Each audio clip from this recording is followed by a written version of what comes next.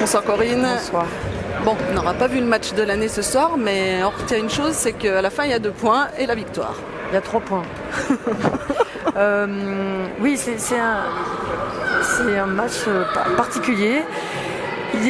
Moi, je pense que c'est difficile de jouer contre des équipes qui n'ont plus rien à perdre parce qu'elles savent avec leurs 2 points de pénalité qu'elles vont descendre, qu'elles sont dans la charrette, on va dire. Mais ce sont quand même de très bonnes joueuses de basket. C'est des joueuses qui ont toutes joué en Ligue 2 ou en Ligue féminine.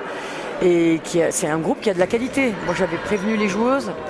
En plus, on a joué sans Anita et l'air de rien, on nous enlève elle est blessée.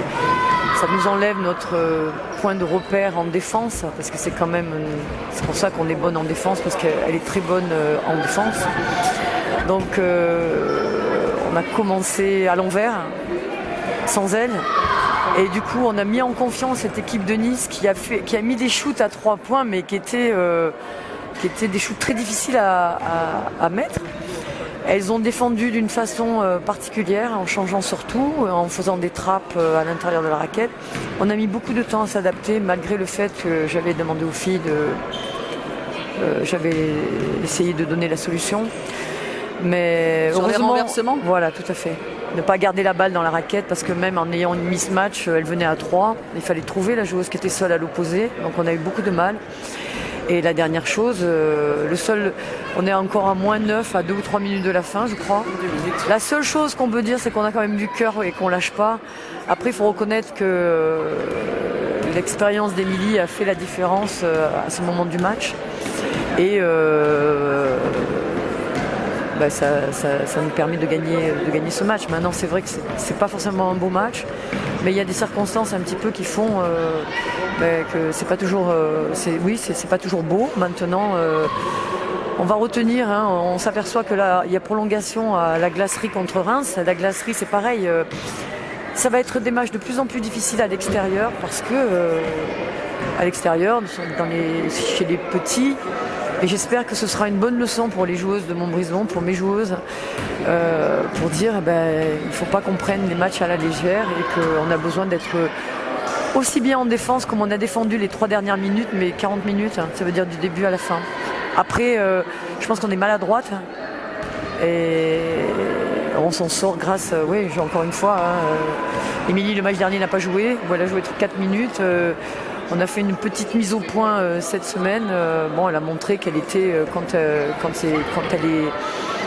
elle est à droite, c'est quelqu'un qui est capable de tirer à 8 mètres. Et ce soir, le dernier panier qu'elle met, elle est à 8 mètres. C'était pas le premier qu'elle mettait. Voilà.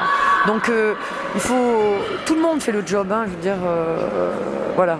Mais il est évident que l'absence d'Anita nous fait du mal. Maintenant, on a été le chercher ce match.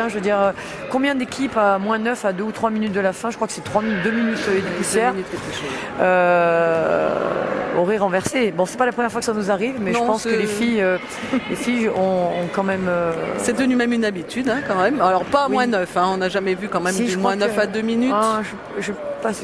Bref, je sais pas, il faudrait regarder. Tous les camps s'en sortent toujours pas mal. Oui, je veux dire, on lâche rien, quoi. On va jusqu'au bout. Maintenant, que ça nous serve de leçon.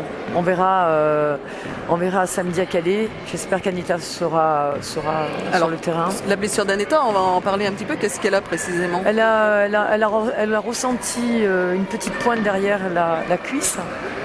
Ça peut être une petite élongation au niveau de l'ischio, donc elle va faire une écho en début de semaine, on en saura plus. Bon, maintenant, elle n'a pas recommencé, ça s'est passé jeudi, donc j'espère que samedi elle sera avec nous. Voilà, maintenant on fait tout, on fait tout pour maintenant.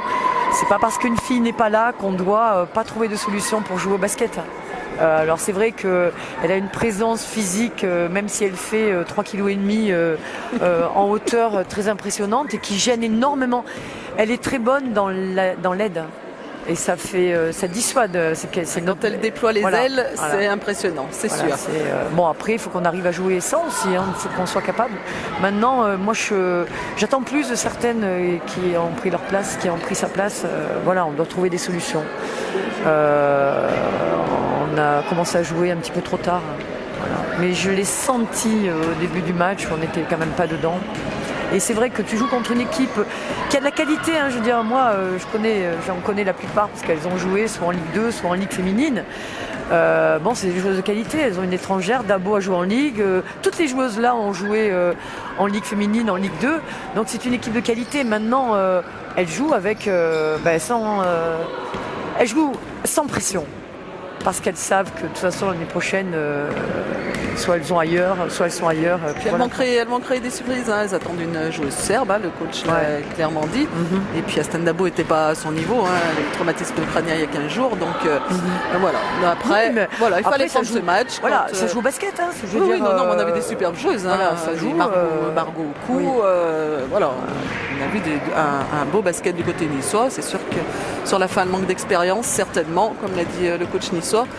Maintenant, ce qui était important du côté montbrison, c'était vraiment de bonifier cette victoire de Toulouse de la semaine dernière. Oui.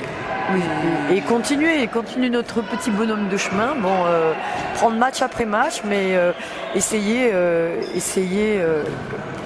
C'est pas logique qu'on passe d'un très beau match contre Toulouse en ayant mis tous les ingrédients qu'il fallait et à ce match-là où dès le départ on est à contre-temps. Et moi depuis le début je leur dis. Hein, alors après justement on n'a pas cet impact au milieu de la raquette avec. Et voilà. J'ai dit c'est compliqué déjà de jouer 2 matchs de suite à domicile et en plus de passer d'une équipe du haut de tableau comme Toulouse qui produit un basket et une équipe niçoise qui nous fait un peu déjouer par son basket aussi parce qu'on a peut-être pas l'habitude. Après c'est pas faute de leur avoir dit que jouer une équipe qui joue sans pression c'est toujours très difficile. Et on va faire des matchs quand on va à la glacerie, il faudra qu'on soit capable de gagner à la glacerie. D'autres matchs, hein, on a quand même dans 15 jours on reçoit Rézé, mais ça va être pareil parce qu'il faut qu'on soit soit meilleur en défense comme on a fait très bien en fin de match.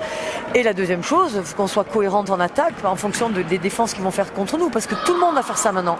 Tout le monde va switcher, va laisser le ballon aller dans la raquette et va trapper à 2 ou à 3. Si on est incapable de lire ça, on manque de lecture. Alors que la semaine dernière, on avait quand même un niveau de lecture de jeu qui... Oui, mais on n'avait pas la même agressivité en face de nous, en réalité. On n'aime pas les équipes qui sont agressives. Voilà, point. Allez, merci Corinne et puis bon match à Calais. Merci. Ça, c'est vrai.